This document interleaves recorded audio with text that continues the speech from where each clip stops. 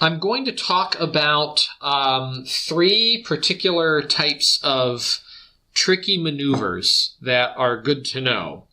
The first one I'm not going to talk about very much because as a young person, most of the ways that you do this are not going to be terribly accessible to you.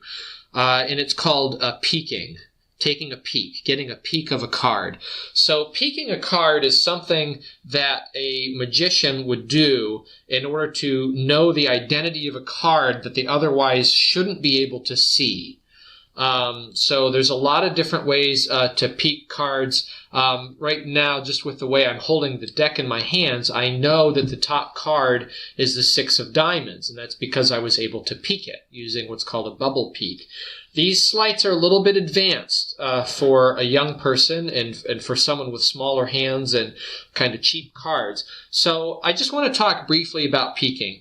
You can know the identity of a card very simply. After you've done some kind of a shuffle, say we just cut the cards and we shuffle the cards in this way. We've shuffled the cards. You could do a table wash, any kind of shuffle. In the process of showing your viewer, your spectators, that the cards are shuffled, and you might take them like this and spread them out in your hands like that. Or you might take the cards and set them on the table and then put a little bit of pressure on them and slide them over like this so they can see the spread of the cards and see that they're all different before you pick them up.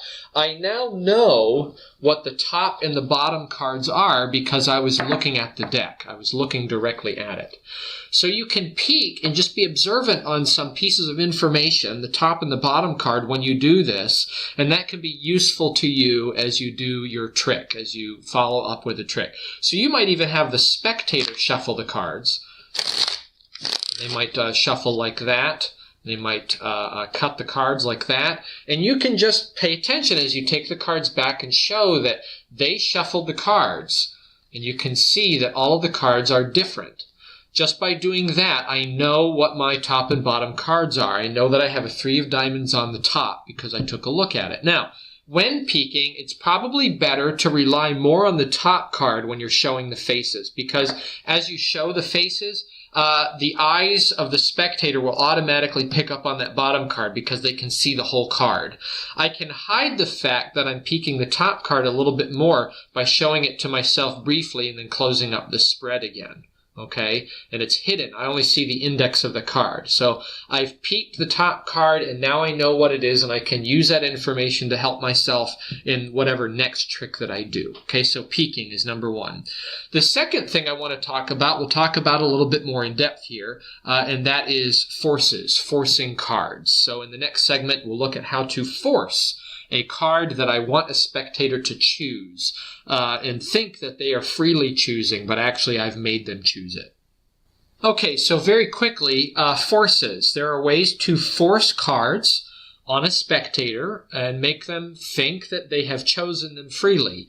So I've just had someone shuffle the cards. I just did my peek when I showed the spread. I know that the top card is the 3 of diamonds. So I may want to force the 3 of diamonds. And one way that I can do it is I can do something called a count force or a reverse count. So the way this works is I could say to the spectator, I want you to tell me when to stop. I'm going to deal cards and I just want you to tell me when to stop. So I'm going to deal the cards off, and as I'm dealing the cards, now I'm holding the deck like this in my hand. So I just have my fingers on one side. I could have all of my fingers on one side and then my palm on this side, holding it from the short end. And then I'm just kind of sliding off one card at a time with my other fingers. I put my thumb down and I hold, press, and I pull it off, and then I set it onto the pile on the table. So I'm dealing the cards, and the spectator may say stop. And I might say to them, do you want me to stop right here, or do you want me to keep going? And you give them that choice. They say, no, keep going. You say, okay, keep going. You say, now tell me when to stop. And they might say stop and say, now good, I gave you a couple of options there. You had a few choices on where we were going to go, and you stopped right here at this spot. So we've stopped at a break here, which is this card right here. So I want you to take a look at the card and memorize it. Now what I've done is I've forced the top card because as I was dealing, the top card was the card that I peeked, and that is now on the bottom in my pile. Okay, so as they tell me to stop, I can say, great, you stopped at this break, you stopped at this break, and this is the card I want you to remember, the card that you chose. Okay, so I force that card on them. That's one force. Now, again, I would have shown my cards to be all mixed up from a shuffle, and I now know that my top card is a 7 of hearts because I just peeked it. And you could also have this set up in advance. You don't have to have them shuffle and do a peek. You could just know what your top card is going to be.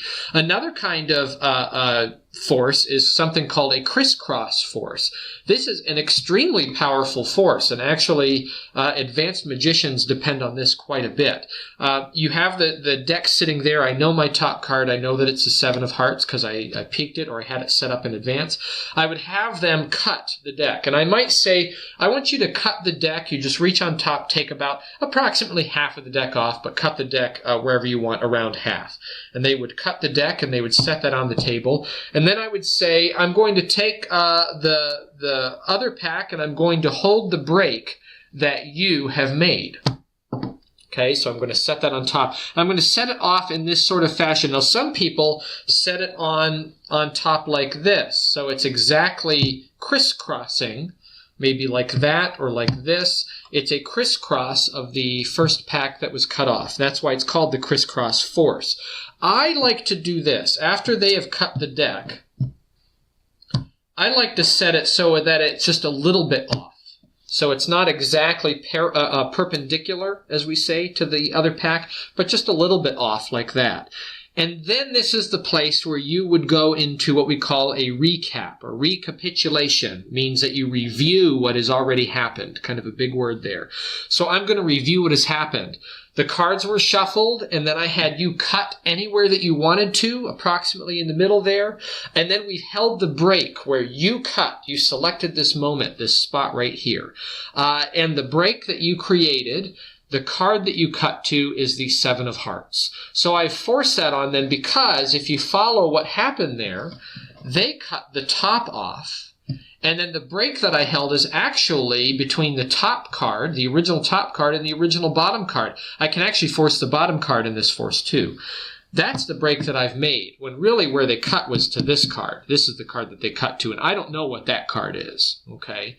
So I'm kind of tricking their brains a little bit and making them think that they cut to this card or to this card, when actually they cut to this card or the card on the very bottom of the deck. Okay, so I'm forcing a card on them, and that's a very, very good force. The crisscross force, sometimes it's called the delay force, because when you review what has happened, you're actually delaying, showing them what they've done, and in that delay, it allows them to forget what they actually did and what the order of the cards are. So we have the count, or the reverse count force, the crisscross force. The next force is called the cut deeper force. This is a really good force.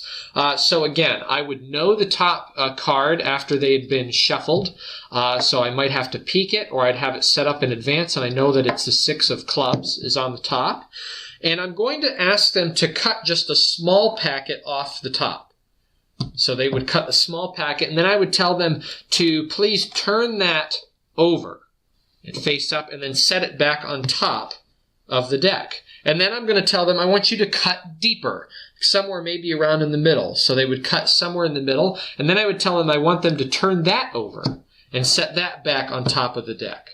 So we cut a small pack and turned it over, set it back on top, and we cut a deeper pack. We turn that over, and then we set it back on top. And then I tell them, I want you to go through the cards, and the first card that you come to that is face down is your selection. So they would go through the cards, and the first card that they come to that's face down would be the 6 of clubs, which was originally the top card. And just the way this works out, it just so happens that the first card that they'd have to come to is going to be the original top card. So that's the cut deeper force. It looks like they're making their own decisions a few times over, but really what you're doing is you're forcing them to land on the top card by having them cut a small pack, turn it over, put it back on, cut a larger pack, turn that over, and put it back on. You're setting them up to always end up on that top card, that original top card. So that is the cut deeper force. That's an excellent force. It's a brilliant force to use. Another one, and this is the last one, which is the Hindu shuffle force. And it works kind of like this. The Hindu shuffle, as you remember, worked like that. So if you're able to do a Hindu shuffle, you can actually use this as a force. And it looks like this. I would show that the cards are, in fact, shuffled. And I know that the bottom card is the Jack of Diamonds, and that's the one I'm going to force. I'm going to force the bottom card. And for a lot of these forces, you can either force the top or the bottom, depending on how you present it. So what I would do is I would do a Hindu shuffle the right way, and I would say, tell me when to stop. And they would say, stop, and you would say, stop right here. I'd say, you can stop here, or we can keep going. If they say stop there, you're fine. If they see keep going, do a few more, and they'd say stop. You say, okay, right here, this is the card I want you to remember. Now, if you remember at the beginning of this, this actually was the bottom card of the deck. It started out down here. And in my shuffle, I'm actually just peeling off top cards. And as I'm peeling off top cards, I'm not changing the fact that the bottom card is still in the bottom. So once I've gotten to the place where they stop, I pretend like this is the break in my cards. And then I show them the bottom card. So I force the bottom card. And then I can set this on top. And I know the Jack of Diamonds is the card that I have forced on them. So that is the Hindu shuffle of force. There are even ways that you can force using an overhand shuffle. If you have a good overhand shuffle, which is this shuffle, you can use this to hide your peak. This is really, really clever. It's worth learning an overhand shuffle just to do this. Sometimes it's going to be useful to know what a bottom card is as a peak or as a what we call a key card, which we're going to talk about that in a little bit. And we're going to need to know the bottom. And one way to do that is to peek the top card, which is the Nine of Hearts, and then immediately go into an overhand shuffle. But we're going to start it by just taking one single card on the top, which is our force card. That's the Nine of Hearts. So I'm going to take one card, and then I'm going to shuffle normally on top of that. And what I've done is I've now set up the bottom card as my peaked top card. And the audience, the perspective of the spectator is that they don't remember what the top card was, and the last card that they saw was a different bottom card. So now I've confused them a little bit. If they're very observant, they shouldn't know at this point that this is now on the bottom. So now I'm set up to do any other kind of force. I can do my Hindu shuffle force, and I've hidden the fact that I've peeked the top card and it's now on the bottom. I could do the crisscross force, and this time instead of forcing the top card, I'm going to be forcing the bottom card. So I'd have them cut, and then I would set that pack back on top, and then as I recap, I would say, you cut into the deck and you set up this break here, and this is the card I want you to remember. So now I'm forcing the bottom card on them. Okay, so that is using an overhand shuffle to hide your peaked card, or as we're going to talk about in here a little bit, a key card, another kind of method that I want you to learn. So those are forces, a lot of different forces, and they're all easy to do, and they're all really, really good forces. You will find people, professional magicians, using these very simple forces all the time, and they're not hard to do. And even a young person just getting into this with small hands and cheap cards and a hard tabletop and all kinds of limitations, you can do any one of these forces very, very easily. Okay, so with that, let's talk about a concept called a key card. A key card. Key card is a very good concept for you to know to do a variety of great magic tricks. The next skill we're going to talk about is a really, really simple one. We don't have to talk very much about it. It's called a key card. So a key card. Now, a key card is much like what you think about with a key in a lock. You have to have a key in order to use the lock. So the key is what enables you to open a lock, to open a door. And a key card is going to be a tool that you use to understand what somebody's free selection was in a trick. So, for example, if I have the deck of cards here, and it's been shuffled, and I have somebody pick any card that they want, and let's say they pick that one right there, they would look at that, and they would memorize what that card is. And this is not a force, this is a free selection. And I might say, go ahead and place it right there on top, and then I would lose their card inside of the deck.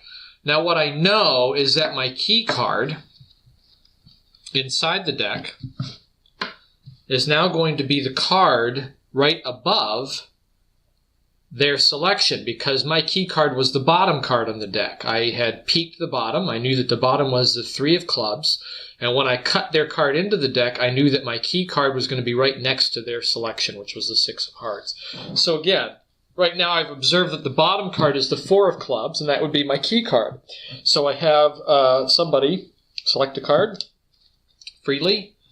That's the card that they selected. And then the card would be put into the deck. I cut the top off.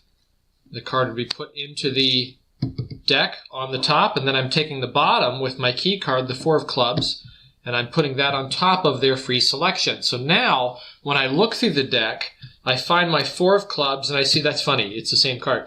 The 6 of hearts. We've selected the 6 of hearts again, so it must be something about the 6 of hearts. That's what a key card does. It is something that enables you to find out what a selection is based on the identity, the peaking identity, or having set the identity of an adjacent card. A couple things about the key card. This is one of the first principles I ever learned as a kid in Magic, and the problem with this is that everybody knows it. Just about everybody knows how a key card works, and as soon as you say, go ahead and place your selection onto the pack, and I'm going to cut it in. As soon as you do this, so many people know, as the first trick that just about everybody ever learned that ever dabbled in card tricks, which is most people, this is it. This is the first thing they learned, was the use of a key card. That, well, you know what the bottom card is, so that way you know what my card is. I'm going to teach you a way to make this less apparent, okay? So there are ways to use a key card, because actually great magicians use key cards all the time. We still do this. One way is, rather than using the bottom card, make your key card the top card, the one that's less apparent whenever the deck is spread. And that allows you to spread the deck openly, and it allows people to take note of what the bottom card is, because this is how they learned it. This is how they learned to use a key card. But I'm actually going to use the one on the top. The 3 of hearts is going to be my key card. So don't use the bottom one. Use the top one. As I talked about in the force section, when we talked about forcing, one of the last things I talked about was using an overhand shuffle to mix up your peaked card as you're going to force it. You can do the same thing. I might know the top card is the 6 of hearts, in this case, and I want my key card to be on the bottom. Well, the way I can do that is before I do the selection, or after the selection, I might have someone select a card. They select their card, and then I say, I'm going to shuffle the deck so I don't know where any cards are at. What I've done is I've actually thumbed off first my key card from the top, which was the 6 of hearts, and I've put it now in the bottom. So I just shuffled the deck, and people are a little off-put by that. When I say, go ahead and set it on there, and I'm going to lose it inside the deck, it would seem that I shouldn't have the identity of a key card down, but I did. I knew it was the top card, and then I shuffled it to the bottom. And now I know that when I find my 6 of hearts, it's going to be the next card underneath that, the 3 of spades. So that's another way to use a key card, is to hide it. Hide the fact that you're using a key card by putting an overhand shuffle in there. You can even do this with your cut shuffles if you do this. So you have someone select a card, and you know your key card is the 9 of hearts on the top. So this is the card that they selected. And you say, look, I'm going to shuffle the cards here so I don't know where the cards are at. What I did is I lifted one card from the top and I put that down first. So I've now put my key card on the bottom. And then I can say, go ahead and place your card into the shuffled deck, and then we can go from there. So now when I look for my 9 of hearts, I know that the Jack of spades is the next one underneath that, and I've used my key card to find it. So key card is a very, very useful method for identifying a freely selected card when you haven't forced it. So a key card, that's the second concept I want you to learn. The next thing we're going to talk about now, having talked about peaks, having talked about forces, and having talked about key cards, these three principles, we're going to get into the third component. This is like another room in the house. So you can think about the methods, a peak, a force, and a key card as being like the kitchen in the house. These are methods to know the identity of a card. The next room in the house might be the living room, and this is going to represent what we call the revelation. That is revealing the end of the trick. How do you reveal the conclusion of your trick? That's a whole separate compartment, a whole different kind of concept that we're going to talk about that can make up your trick. So next we'll talk about revelations.